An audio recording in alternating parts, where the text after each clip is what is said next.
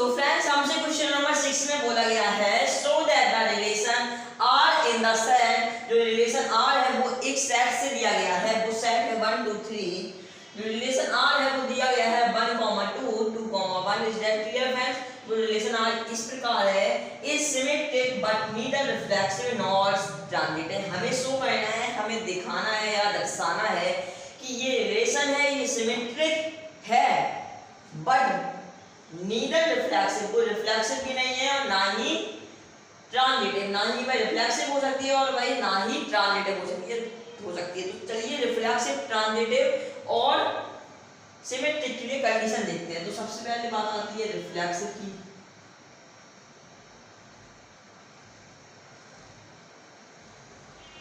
तो रिफ्लेक्सिव में होता क्या है? बेसिकली रिफ्लेक्सिव में हमें चाहिए है A, A belong to R चाहिए, पर यहाँ पर A, A के फॉर्मेट का कोई भी दिख रहा है? नहीं दिख रहा है, तो ये बिलोंग टू R नहीं है, so it's not a reflexive relation. Is that clear? तो ये रिफ्लेक्सिव रिलेशन नहीं हमारा होगा। अब बात आती है हमारी सिमेट्रिक रिलेशन की, तो लिख लेते हैं यहाँ पर सिमेट्रिकल रिलेशन।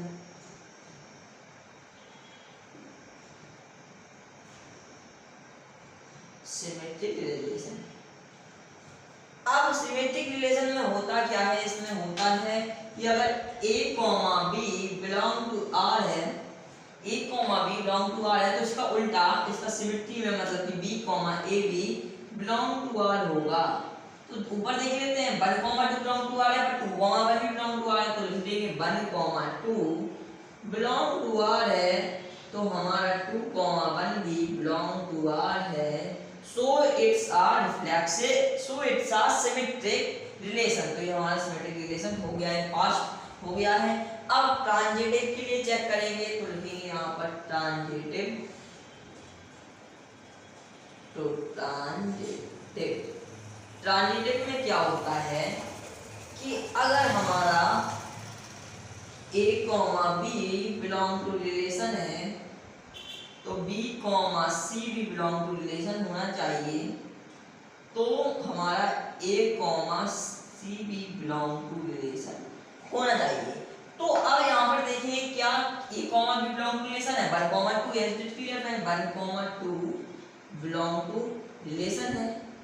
B, C मतलब कि 2, 1 भी बिलोंग टू रिलेशन है, बट क्या है कि 1, 1 does not belong to relation. तो ये हमारा क्या हो गया? ये हमारा ट्रांजिटिव रिलेशन फ्रेंड्स नहीं होगा। तो ये हमारा हो चुका है क्वेश्चन नंबर 6, हमने कर दिया है। सो अब हम देखते हैं अपना नेक्स्ट क्वेश्चन।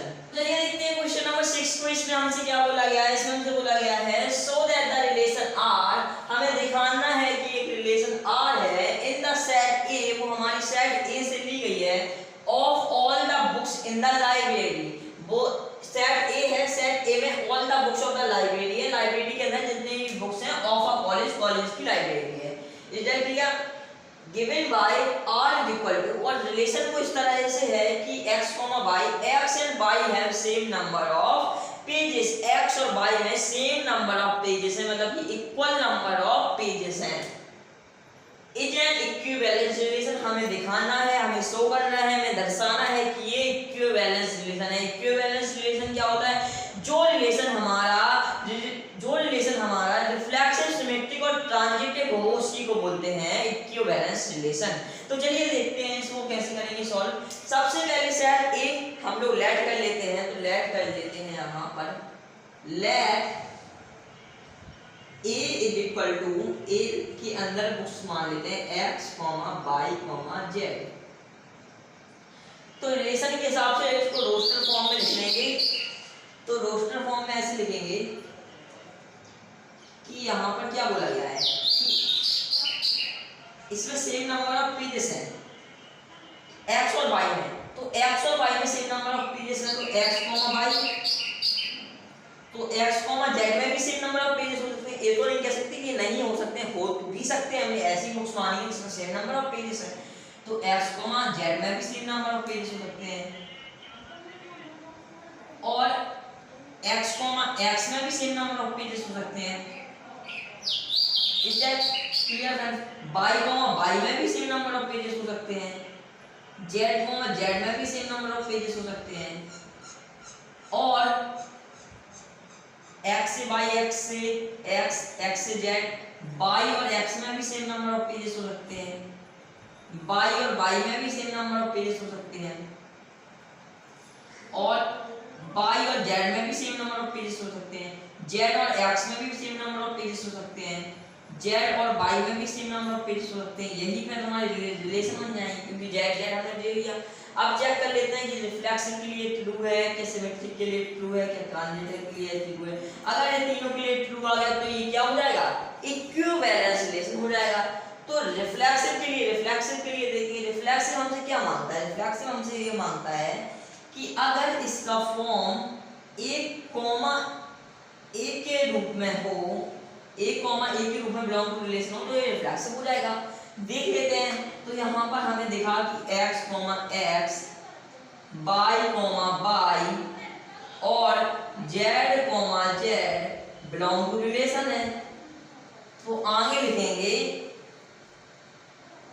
या फिर आप ही इसको लिख देना आगे वाली लाइन को, so it's a reflexive relation. बस सिमेट्रिक के लिए होता है कि a, b belong to relation हो, तो b, e, a भी बिलोंग टू रिलेशन होना चाहिए।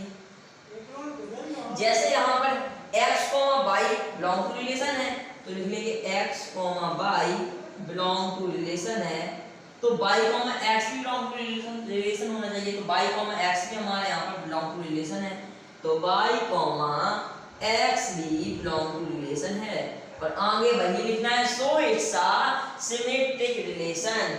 अब ट्रांजिटिव के लिए होता ये है कि a, b belong to relation है, तो b, c भी बिलोंग टू रिलेशन है। अगर ये दोनों बिलोंग टू रिलेशन है तो हमारा a, c भी बिलोंग टू रिलेशन होना चाहिए।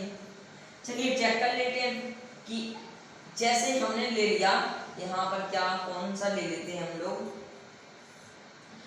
जैसे xz ले लिया तो xz बिलोंग टू रिलेशन हो जाएगा, xz बिलोंग टू रिलेशन हो जाएगा। तो z, xz के बाद zz, z से अलग थोड़ा मिल रहा है, जैसे zy है, xz के बाद zy मिल रहा है, तो zy बिलोंग टू रिलेशन कर लेंगे। अब AC मतलब कि xy बिलोंग टू रिलेशन होना चाहिए, जो भी यहाँ पर है xy बिलोंग टू रिलेशन है, तो xy बिलोंग टू रिलेशन हो जाएगा यहाँ पर। आगे लिखेंगे वही, सो इट्स अ ट्रांजिटिव रिलेशन। अब रिफ्लेक्सिव भी हो गया, सिमेट्रिक भी हो गया, ट्रांजिटिव भी हो गया, तो ये रिलेशन कौन सा हो जाएगा? सबसे पहले हम यहाँ पर लिखेंगे कि so it's a reflexive relation, so it's a symmetric relation and so it's a transitive relation. आगे लिखेंगे so relation R reflexive, symmetric and transitive. Relation are reflexive, symmetric and transitive. Therefore,